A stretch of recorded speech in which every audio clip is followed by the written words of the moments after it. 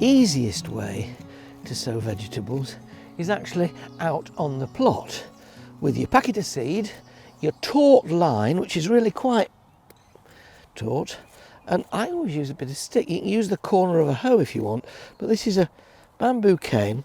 I'm taking out a narrow drill or furrow. Don't make them too deep. The seed wants to be just covered, not buried, so you're never going to see it again. And with things like root crops, carrots, beetroot, and in this case parsnip, they don't like being transplanted, so sow them where they're going to grow. And apart from carrots, which it's advisable not to thin, because if you do thin out carrot seedlings, it releases the aroma of carrots and all the carrot flies zoom in. So, as my early college lecturer would say, the thinning of carrots is out. Sow them very thinly, then you don't need to thin the seedlings. But the thing about roots is they don't like being disturbed once they've been sown, so always try and sow them direct. These are parsnips.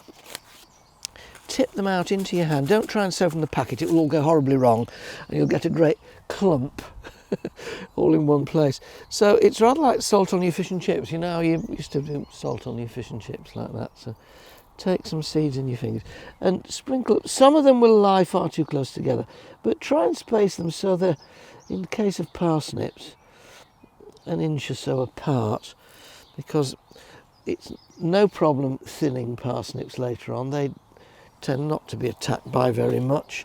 Just drop them in the bottom of the drill with your fingers. I love this. You can hear the birds singing. It's time to get going on the veg patch. You know, the soil's warmed up and it's a great feeling of starting the year well.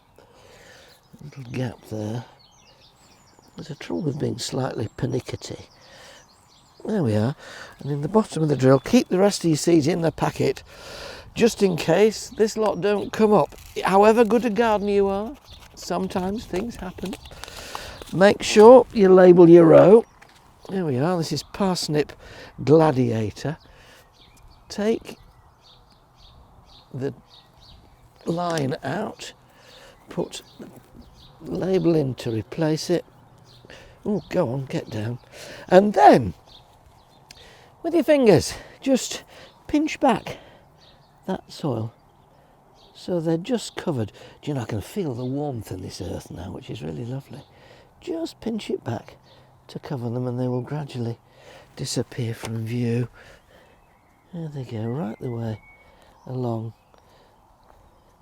to the end of the row. You can see why I have beds that are quite narrow. That means I can just about reach there from one side of it. Now, some people water that little drill before they sow the seed. I just like to settle them in afterwards.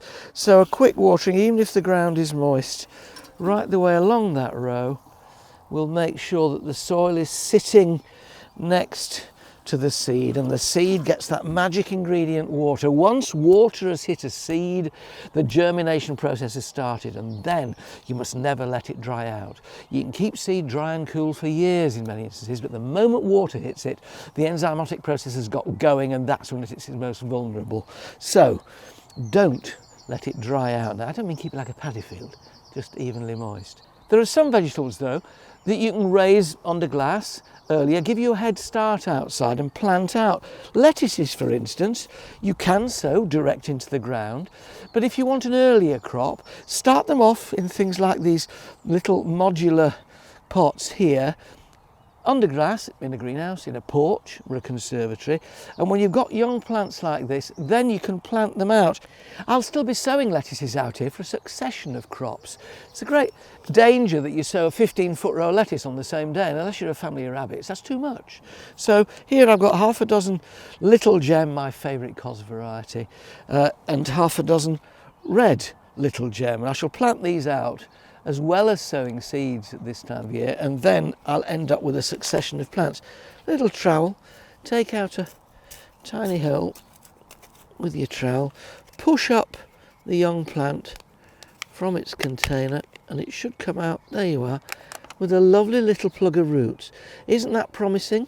Ease it into the hole, firm the earth back around it, and then, I'll tell you what, shall I make it pretty as well? Shall I plant them alternately going down this little row here?